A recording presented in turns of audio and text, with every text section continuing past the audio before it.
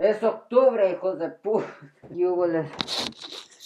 Yo soy Ghostface, alias, no me acuerdo, pero no, yo no soy Gael. Y el día de hoy los voy a matar, así con este susto. ¡Ah! Mentira, siempre fui yo. Está bien culero esa intro, pero bueno, perdón por no hacer videos de este tipo, pero tenía que regresar. Y no es que pasara mucho tiempo, es que nomás no tuve tiempo. Y sí, me voy a disfrazar de Ghostface para Halloween. Pero bueno, para el video de hoy vamos a hacer otra video reacción. No me lo van a creer. Vamos a hacer una video reacción al Death Battle de Ruby Rose contra Maka Albarn. No tengo idea de quiénes son esas dos, porque no he visto RWY y Soul Eater. Y al parecer el siguiente Death Battle va a ser de Blade y Buffy. ¿Quién? No sé, pero me tardé en hacer esto, que ya salieron los anuncios para los siguientes Death Battles. Pero bueno, vamos a darle a este nuevo Death Battle que salió hace 2 semanas. Y ya.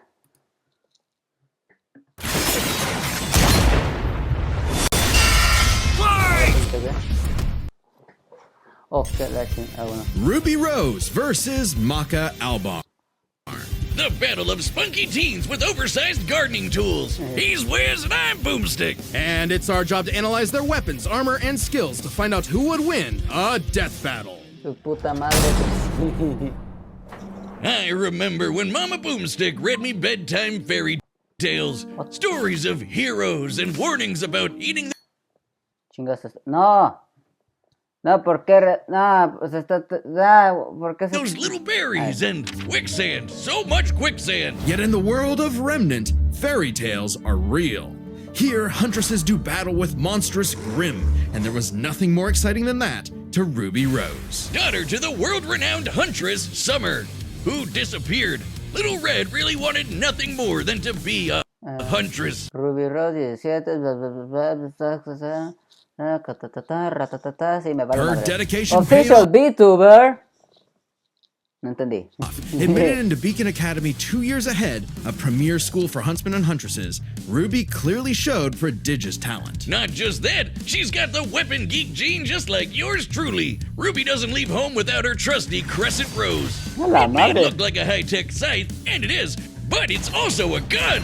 Ruby made Crescent Rose herself. It's like a dance between Grim Reaper's Choice and a bolt-action sniper rifle. A dance is fitting, as huntsmen are locked in a never-ending waltz in their battle with the Grim. Crescent Rose can switch between sniper and scythe at the press of a button. Ruby's an old hand at flinging and moving it exactly how she wants, despite it being, like, bigger than she is. How does she do it with those noodle arms? The girl can't even throw a punch. Well, she might not need to, given the strength of her aura. All living beings in Remnant have an aura. No, porque estamos trayendo esta madre del brain rot otra vez. No, ya dejen de esta madre, dejen de esto del aura. Except dark creatures like Grimm, though not all of them can utilize it in combat without extensive training. See, aura forms a barrier that blocks fatal blows and even heals wounds. It can make weapons stronger too. When Ruby slaps a cartridge of dust into Crescent Rose, her aura lights up nature's wrath in man's hand. Dramatic, but accurate. This dust represents the base elements of the world. Fire, electricity, ice, wind, Una duda, ¿qué rayos es RWBY? A ver. RWY. What the fuck? ¿Qué es esto? ¿Una serie? Manga. Resumen de calificación. ¿Pero qué es? Es una serie de animación estadounidense en formato e influencia del anime creada por Monty Oum para Rooster Teeth. Así que es una serie original de YouTube. ¿The fuck? No sé. Que está en Crunchyroll. Bueno, yo tendría que contratar Crunchyroll, pero no tengo dinero. The last one count? Rule of cool, Wiz. She's got the eyes of a hawk, and when she shoots you with dust, a bullet wound's the last thing you'll be worried about. With enough of a boost, ice dust can freeze over whole mechs, and she can power up her kicks to crater military-grade steel. A person's aura may be limited, but Ruby can keep track of hers with this handy health bar on her not smartphone. Ruby blasted through Huntress classes with flying colors. Almost right away, she was appointed the leader of her own group, with Weiss Schnee, Blake Belladonna, and Big Sis Yang Xiaolong. Oh! I get it! Team Ruby! But Ruby's hoped for many years of learning with her... Tiene sentido. Por cierto, esta ya sé quién es. Peleó contra Bakugo en uno de esos mini Death Battle que creo que se llamaban Death Battle X y ella perdió épicamente. La puto. Friends would be dashed as evil machinations spread. ¿Soy yo o había Jiggle Physics? Hope for many years of learning with her friends would be dashed as evil machinations spread like wildfire. And with a flash of silver light, Beacon had fallen. Ruby's friends? Dead. Her school? Totally wrecked. Her sister? Disarmed. All because of a lover's spat that went way too far. Salem saw the world divided, and it was time to say goodbye to any happily ever after. But Ruby wouldn't give up like that, so she set off to change the world. Even as Crescent Rose began to feel heavier and heavier. Could she really save the world like her fairy tale heroes? No. All she did is what she's always done and never stopped moving forward. Because Crescent Rose wasn't the only thing she needed. She had to improve her semblance too. Right. While aura is essentially the manifestation of one's soul, the semblance is an expression of their personality. Basically, it's a superpower farmed by aura. And Ruby's got super speed. Or a teleport? Or what is she doing exactly? Close. This is Petal Burst, a mixture of speed, teleportation, and intangibility. Ruby can rocket from one point to another in milliseconds. By literally bursting into petals. Sort of. According to Best Robo Girl Penny, Ruby's semblance is extremely complex and variable. It involves breaking her body down to its molecular components before zooming off in complex paths, negating the laws of mass entirely. AKA super speed. No, se me olvidó ponerle subtítulos.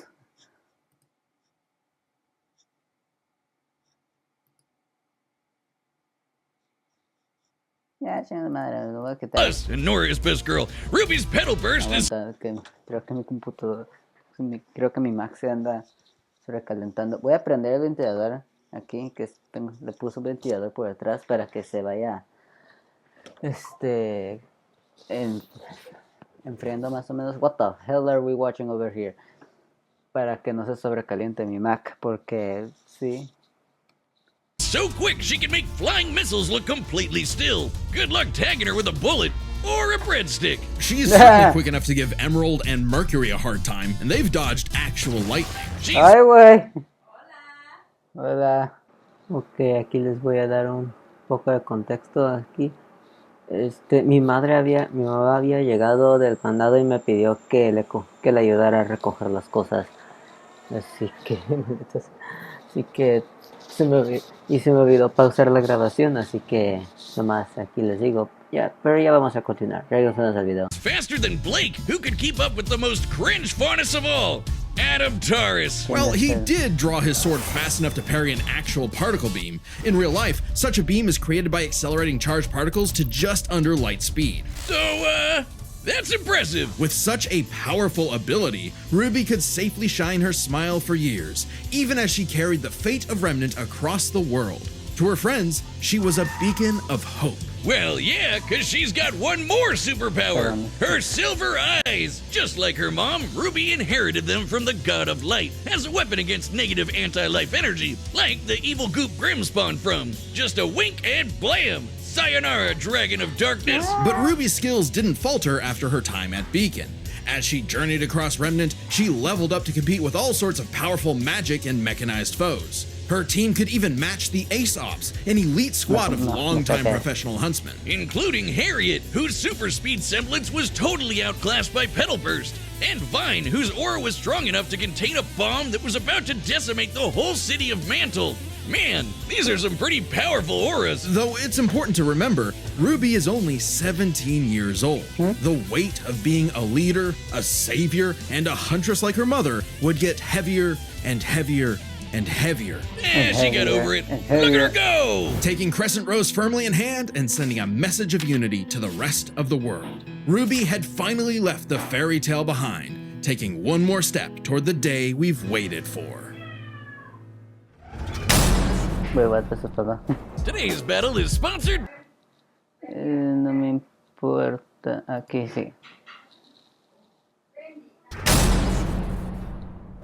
A sound soul dwells within a sound mind and a sound body. But all the unjust evil souls of this world are on the Disney Fast Pass to becoming a Kishin. Destructive gods mutated from good-natured souls. A Kishin could plunge the world into chaos and madness. If only someone could stop them. Bing bong, it's the DWMA.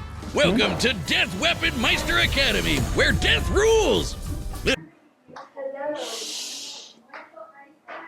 Bajen el volumen, estoy haciendo un puto video. Literally, his name is Death. Here, Lord Death tasks humans to become spirit. Stop it. Stop it, Jeremy. I'm trying to record and the audio is getting messed up. Entonces vete, haz lo que mamá te pidió. Pero también se va a escuchar cuando aspire, güey. Maldita sea. Spiritually talented meisters of demon weapons. No, ya lo AKA empecé a people hacer. who are also a weapon. No, really, they No. transform into weapons, guns, ninja A ver, tú inténtalo. stars, hammers, you name it. A Meister weapon pair kills and consumes lost souls to keep the Kishin away. Jack the Ripper? More like Jack the Fraud. And so, the demon weapon Soul was paired with the dutiful rising star, Maka Albarn. Talk about your classic teacher's pet. The kind of girl who leaves an apple on the desk and goes, "Teacher, you forgot to give us home." 13 años ahora, es mucho más joven. Pero bueno, están aspirando porque Sharon anda dejando tierra por todos lados. Homework, and then we jump them. As if Soul's any better, a weapon who's too concerned with being cool to do any real work. Hey, Soul's not just any demon weapon, he's a scythe, and he's got his sights on upgrading to the highest level of Death Scythe. Which would be a high honor. And lucky for Soul, Maka always aims high. With that common goal, Maka and Soul formed the Dream Team. All they needed was 99 Kishin eggs and the soul of a witch. Easy, right? Maybe, since Maka is extraordinarily perceptive at spotting and examining souls. She can detect spiritual presences from millions of yards away, and can discern its nature, stability, and emotions. Time for class then. The two trained hard, but their styles kinda weird. Okay, so Maka guides Soul in the direction she wants to go, but Soul, the scythe, does all the actual movements himself. Maka's the Meister, Soul's the weapon. Like conductor and instrumentalist, a Meister weapon pair cannot work in harmony without total cooperation. Too bad their teamwork sucked. They fumbled the easiest chance for Death Scythe status. F-. Maka just could not get in tune with Soul's wavelength. She was skilled, sure, more skilled than most. Keyword, most. There were plenty of rivals showing her up, like Blackstar and Tsubaki. Really puts a damper on the straight A's when this show-off is doing better than you. It was up to Maka and Soul to improve their teamwork through soul resonance. What I said about wavelength wasn't metaphorical. Rather, wavelengths are the means with which Meister and weapon draw strength through each other. Think of two wavelengths as different emotional amplitudes that must merge at one alignment. If the Meister's the guitar and the weapon's the amp, then they create a feedback loop to increase its frequency. That's soul resonance. Soul resonance creates a telepathic link and surges their strength and speed. And preps them for cool scythe moves like the Witch Hunt Slash, a big energy strike that puts the L in evil. As the name implies, it works A big energy strike that puts the L in evil. Le estaba dando aquí abajo, creo que sí le voy a As the tener name que implies. poner Ay, maldita sea. Creo que sí le voy a tener que poner subtítulos en español. Traducción automática. ¿Dónde está? Español. No se le puede cambiar el audio, así que mamá, ¿dónde se perdieron todo? It works especially well against witches and other evil creatures. It's not exclusive or anything. It's actually really deadly against evil because of Maka's rare anti-demon wavelengths. Basically, being a goody little two-shoes gets her the power of purity or whatever. Maka and Soul were becoming a synchronized unit, though one would sometimes need to rein in the other's idiotic habits. And the other guys gotta stop their annoying overthinking, Wiz. But everything changed after a unique encounter with Krona, which nearly killed Soul. Now Soul had an ogre pal in his head, Introducing Grammarly. waiting for him to swing on over and play the piano. Yep, Soul got infected with black blood. Black blood was specially brewed as a weaponizable blood. It hardens and strengthens its user's body, inside and out, increasing their physical ability. They can even block blades with their bare skin. Too bad it comes with a little side effect of madness with a capital M. A force of fear and sadness all living things possess, which threatens to ruin the world.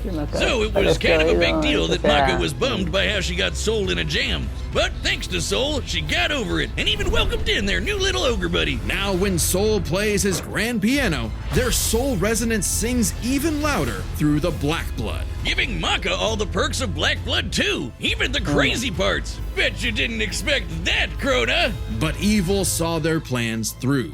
The Kishin Asura had arrived.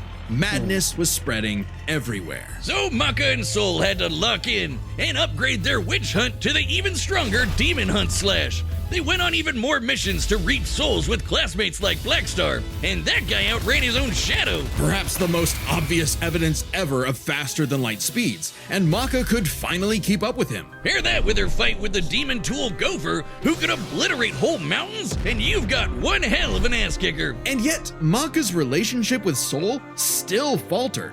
Soul was the real star here. Even other Meisters were trying to take him as a weapon, away from Maka. I mean, he literally moves himself, so Maka couldn't help but wonder if she was holding him back all along. But Soul said the truth. In all of their missions, their teamwork was the key to their victory. An orchestral performance is only as good as the one conducting. And so, their wavelengths played in harmony, and Maka donned a dress of black blood. It's an armor literally made of blood, and it lets Maka fly around and shoot out her soul as an epic sound wave. So freaking metal! At the same time, Soul discovered he could hack souls and directly transmit Maka's anti-demon wavelengths, basically shutting their enemy completely down through Soul Adagio. And they finally achieved Death Scythe. The dream's here, baby! So when Krona's own black blood reached its final stage, Maka and Soul flew to the moon. A moon small and unassuming, but so dense it has the same mass as the planet itself. The very world's sanity was at stake. Krona might have gone insane, but Maka still reached out to their new friend Soul until the Kishin showed up to ruin everything. Come on, Asura, they're having a moment here.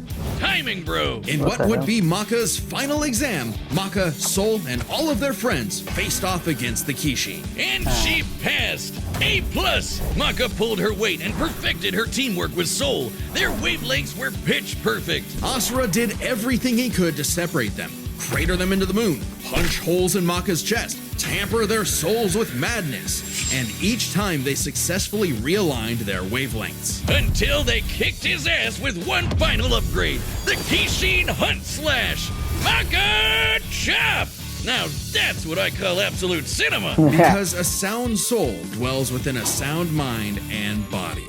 So should you feel overwhelmed by evil's roars, just write 42 42 564 whenever you want to knock on death's door. Okay, creo que va a ganar la Maka. Porque Congratulations I to don't care. What? Wiz, your ego is showing. It always is. And why not? This death battle is episode 200. Well, yeah. Ajá, no importa, ok. Battle! Va a ganar la Maka, yo. Sí va a ganar la Maka. Okay, it's official. This is so not cool. Oh, come on, Soul. Our target should be here, so dry. Pero sé, ¿quién editó? ¿Quién animó esto? Animator, direct animator. Devil Artemis, ok. El Helping out. Perfect Cell. Hi! Who you looking for? Little Red Riding Hood, your humanity has strayed from its just path, and the Shinigami has called for you. Your boyfriend turns into a scythe. Your boyfriend. Oh no, esto va a estar chido. No, sí, quién sabe. Your soul is ours.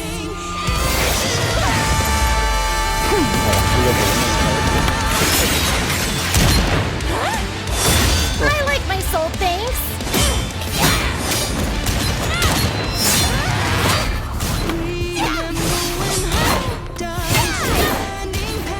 Well, my Red, your moves are sick, but too slow for my Meister. You haven't seen anything yet. Focus. She's quick, but we can handle it. Remnant. Soul Resonance! Ah no, Remnant.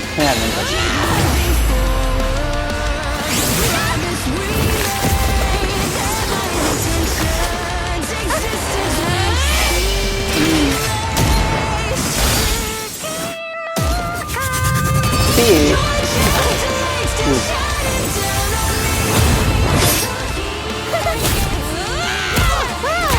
Le voy a la Ruby, pero no tenemos que va a ganar la Maka. Done. Le voy a la Ruby, pero como que tengo presentimiento de que la Maka la gana, porque los resultados se pueden demostrar.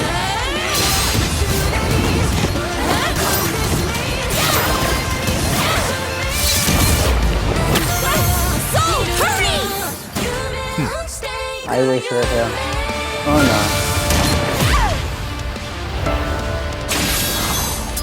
Ya valió. Interesting. Her soul forms a barrier. Try helping out. Oh, no. Relax. Gaps, ¿verdad? Anti-copyright, no quiero copyright.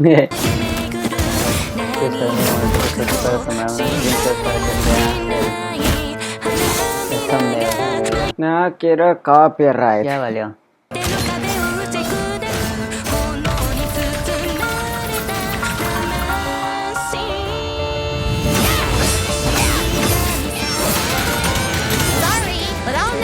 Fighting. I'm Ruby Rose, and I am a huntress. Ah! Soul Adagio. Oh no. Ruby. Oh, se me olvidó que eso podía ser. The wavelengths. Damn it, she's. Stay strong, Maka. You got this.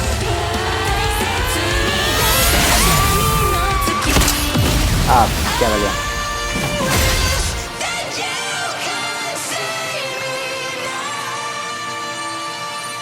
A simple, honest soul. Ruby Rose, huh? Sí, lo sabía, maldita sea, pero bueno. Rest in peace, Ruby. But hey, it's not often you get to see scythe-on-scythe action like that. Let's break this down with the 4 categories that best represent this matchup. First, strength. Or a supercharged Ruby's strength way higher than you'd think, like kicking this Grim through steel. But Maka's soul resonance could match Gopher, who destroyed mountains. Now, Team Ruby did defeat Vine, whose aura contained a bomb that could have wiped out a city. Adding up their flight speed and how far Harriet said they'd have to fly to avoid the blast, that's a 366 kiloton bomb. It's possible Ruby's own aura possesses a similar level of, say, energy strength, though her semblance obviously can't replicate what Vine did. Black Blood Maka got blasted by Asura into the moon. Yeah, it's small, but its mass is the same as Earth's, right? Putting Asura's strikes at 2 quadrillion tons of TNT, over 5 billion times higher than Vine. So, Maka takes strength, but speed wasn't as clear-cut.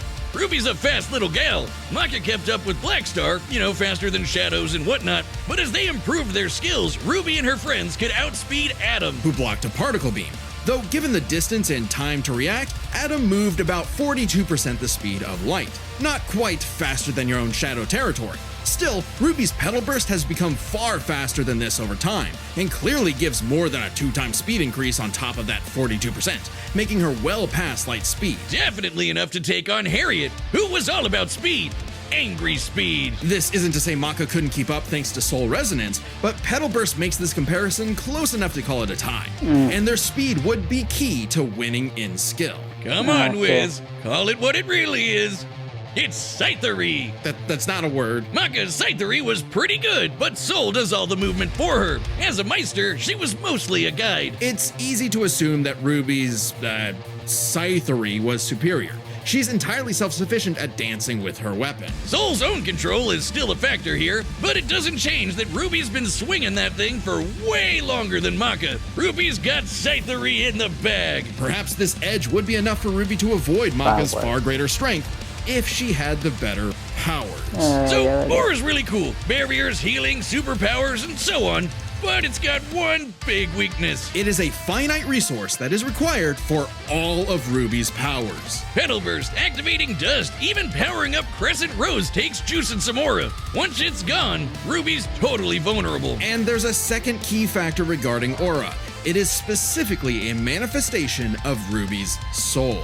And Maka's powers are all about taking on souls. Maka had lots of ways to break through Ruby's aura, like Soul Adagio. And since Maka is exceptionally gifted at examining souls, she could definitely figure out how aura works. But plot twist, what about Ruby's silver eyes? Her anti-grim eye beams? Turns out they were actually her best secret weapon. The negative power of Grim is quite similar to Madness wavelengths, which power Black Blood. Since anti-demon wavelengths can cancel out Black Blood, the silver eyes should achieve a similar effect. But Maka and Soul's whole story is about reaching that perfect soul resonance. Asura tried every way in the book and more to separate their wavelengths and failed. And we already talked about how much stronger he is than Ruby. Maka takes powers, because when she rose to the occasion, Ruby didn't stand a semblance of a chance and bit the dust. The winners are Maka Albarn and Soul.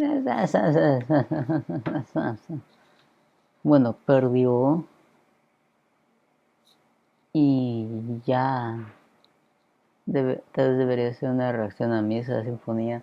A él también lo sigo, pero no he hecho ninguna reacción ahora que lo pienso.